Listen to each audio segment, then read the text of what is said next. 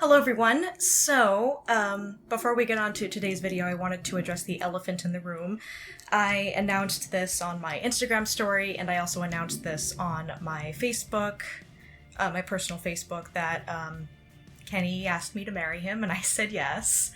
So just wanted to let all of you guys know officially with him here that we're engaged.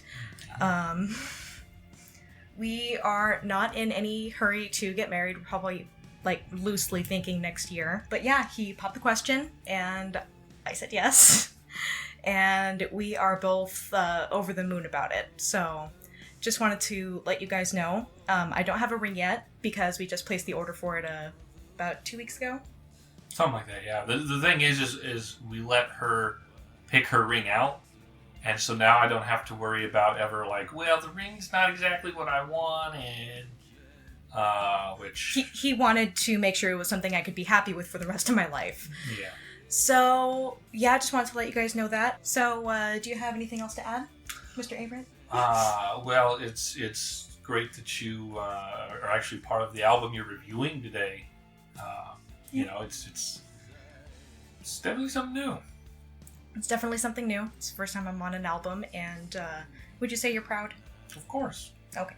Yeah. Thank you, Kenny, for being here. I appreciate it. To kind of join in on the announcement and comment a little bit on the album today. So. Well, thank you for having me. It's always a pleasure to be on the show. I'm here to plug my newest endeavors, of course, playing video games. Maybe we're thinking we might be able to get the PlayStation microphone working again, but if not, then I finally have a fancy gaming computer. We could stream scary games there. Yeah. So there's my plug. Okay. I love you. Love you too. I'm gonna go have a sandwich. So those of you who have been following me for a while know that I have been doing operatic training for a decade.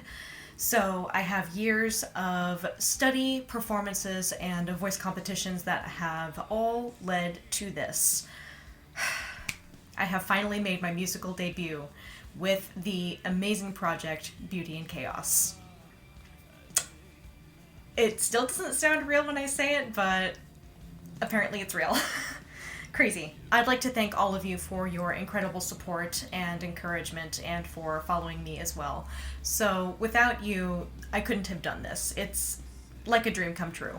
I could not have asked for a better start to my musical career. To be alongside such legends as Ashton Knight, Wayne Hussey, Curse Mackey, and other musicians like Steven Siebold, Kat Leon, and Rafe Perlman, I'm still in disbelief that this is actually happening. This is real life, right? You know, I'm living and breathing, and, you know, this is real. Seriously? Goodness. I would also like to thank my voice teacher, Deb, for not giving up on me just because I have a difficult voice to train, and for not judging me for how I express myself and the music that I listen to. I seriously could not have done this without you. So, on to The Storm Before the Calm. So, the album as a whole is very ambitious, but that ambition really, really does pay off. I love how dark it is, I love how cinematic and dramatic it is, I love how it straddles the line between the past and the future. As you will hear, there is quite a bit of influence from Disintegration and Pornography by The Cure. I love how the theme of the lyrics from each artist really ties together cohesively and nothing is out of place. Yet at the same time, which is very on brand for Beauty and Chaos, every song is distinctively different. They don't just blend into one another, but there is an easy and seamless progression from one to the next. So here is the album right here. Oh my god, I can't believe it's here. Holy shit. Sorry, I'm just losing my mind right now. So to see my name on the last track right there. This is real, right? Just, you know, I'm not dreaming. No? Okay. Just wanted to make sure. So the album starts with The Outside featuring Ashton Knight. There's nothing that Ashton Knight has produced that is anything short of breathtaking, and this song is absolutely no exception. I really love the synthesized distortion that leads into the song. It's so otherworldly, and the words are sad and melancholy, yet inspiring at the same time. It definitely fits in with the theme of beauty and chaos here. And the guitar riffs really remind me of the best that the 80s and 90s had to offer in terms of gothic rock. I love the rich tapestry of atmospheric sound that lays a foundation for this song to really blossom and flourish. Ashton's voice, once again, never fails to impress. Even though he stays pretty close to the mid-tessitura of his vocal range of what I know he is capable of, he makes every single phrase count. The quality of his voice is just so rich and versatile, as well as incredibly expressive and gorgeous. Seriously, he just has one of the most beautiful voices I've ever heard. Once again, let me just say, it's an honor to make my musical debut alongside you, Ashton. This is beyond my wildest dreams. And again, Ashton, if you are watching, thank you so much for your inspiration and your encouragement. They really mean a lot to me, and I'm trying really hard not to get emotional. But seriously, thank you. So the next song is Almost Pure, featuring Steven Siebold. I love the orchestral and theatrical quality of the opening on this one. It caught me pleasantly by surprise, and when it blossomed into the rock elements of the song, it really just made my heart swell. Ugh, it was so good. Steven Siebold's voice is very tragic and expressive and suits everything just perfectly. I also really love the chord progressions. They're in a minor key, and I love the almost dissonance that the song balances on the entire time. It just leaves you slightly on edge throughout the entire song, but in a good way. Does that make sense? Once again, the synthesizers in the back really add a rich tapestry for the song. There's also a very heavy influence of The Cure in this particular song as far as the guitar riffs are concerned, and I actually really love it. It's fantastic. The lyrics are very romantic and melancholy at the same time. What is there not to love? Can I also say, holy shit, I love the transition between this song and the next, bringing forth the idea of a storm brewing in the distance. Really nice. Temple of Desire, featuring Rafe Perlman, is next. This starts out very tender and expressive, but then you really get hit in the face with the guitars and the drums and wonderful synths. It's just really good. When I say hit in the face, I just mean like it's very sudden, but not necessarily like bad. You feel me? I really like Rafe's voice here. It's definitely softer in comparison to the previous two songs, has a really nice, like, rich quality at the same time, and his falsetto is really nice. Really nicely done falsetto. You have wonderful control of your falsetto range, I must say. The chord progressions are nice and dissonant, and you know how much I love dissonance. The bridge section before the end was really, really lovely too. Minimalistic before it hits you in the face with the sounding of the final verse again, and before its finish. As far as the lyrics are concerned, this follows the theme of the rest of the songs here, having the balance between melancholy and hopeful, which is great. So the next song is A Kind Cruelty, featuring Curse Mackey. Let's see, how does it feel to have Curse Mackey ask you about absinthe? Pretty damn good, I must say. I love how it was a very slow build-up into the rock elements once again, and maintains its orchestral quality that you hear with the previous tracks. I really love the deep and slightly rough quality of Curse Mackey's voice. This is another one where you really hear a lot of influence from 80s and 90s goth rock, very Cure-like. And considering Curse's background, it's not too surprising. The lyrics are very rough but romantic, which is a difficult quality to really achieve, so I really applaud him on that. I'm not sure if you guys have seen the music video for this song yet, but you can actually see Michael Gervalo, and he is actually wearing Lucia from my Amore e Morte eyeshadow collection with Tater Brown's Beauty. I'm really glad that it was good enough for him to use. Like, he literally came to me and asked, "Hey man, I need good red eyeshadow. I love what you're wearing in this picture. Can you please point me in the right direction?" And then I said, "Hey, it's from my collection."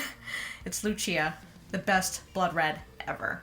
So the next song is The Delicate Balance of All Things, featuring Wayne Hussey. This was the first music video that came out for The Storm Before the Calm, and I'll be honest, the second I heard it, I knew Storm Before the Calm would be incredibly special. Anything Wayne touches, just as a whole, and as always, just turns to gold. And this is positively no exception at all. The guitar and the drums, perfectly balanced with the electronic distortion, kind of reflects the lyrics of the song. The lyrics are once again passionate and pensive, and following the theme of the album. It's nice to have consistency like that, isn't it? It kinda very low-key reminds me of Sisters of Mercy in terms of structure, but it's elevated to a higher and more sophisticated form, so I don't hate it. I hate Sisters of Mercy, but I like bands that sound like Sisters of Mercy. I really don't understand how my brain works, seriously. I love the long phrasings of the guitar melody in the bridge and the final section of the song. Again, very Cure-like. I really like the synths creating a choral quality as backing vocals to Wayne's grim yet sexy voice in this song. Overall, just magnificent.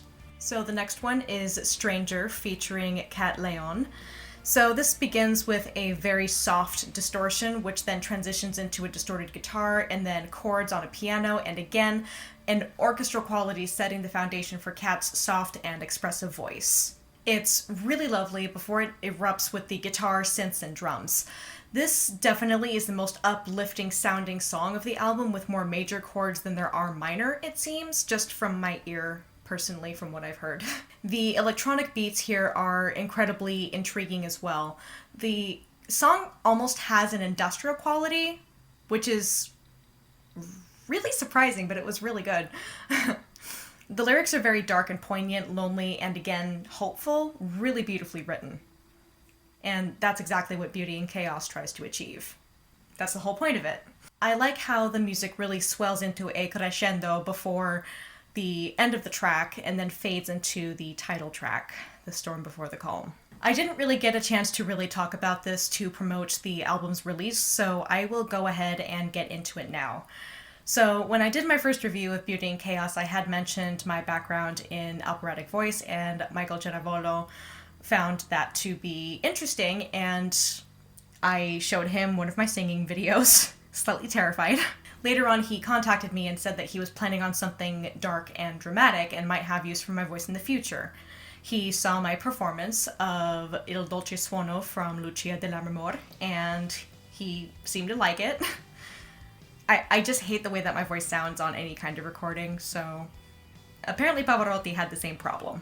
So, I wrote my own opera aria with text from a very old operatic piece called Lasciatemi morire, and my own lyrics for the second verse, and the melody is entirely my own.